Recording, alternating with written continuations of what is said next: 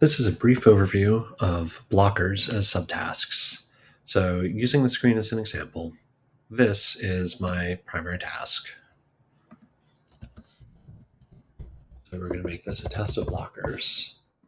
Now, I've set this up as a checklist. So as you add checklist items, they can be arbitrary to-dos, but from any checklist item, you can turn it into a subtask. Here, I've created 3 subtasks.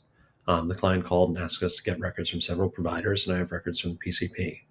As you can see, these to-do items are blocked off because these are blockers.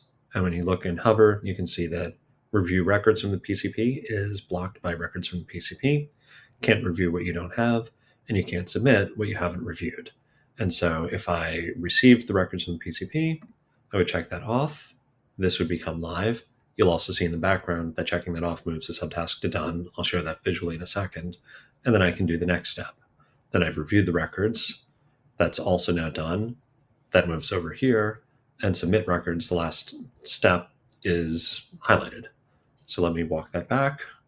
It's going to move those back into inbox because it doesn't know what status it should be in other than it's not done. So let's take a look at it again. So from here, let's move these back in over here.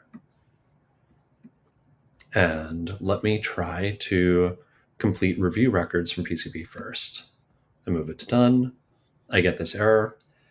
Task cannot be moved until blocker records from PCP is completed, and it pops it right back to where it was.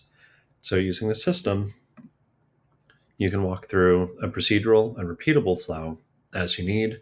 You can also set up a checklist with blockers and subtasks from our automation customization settings.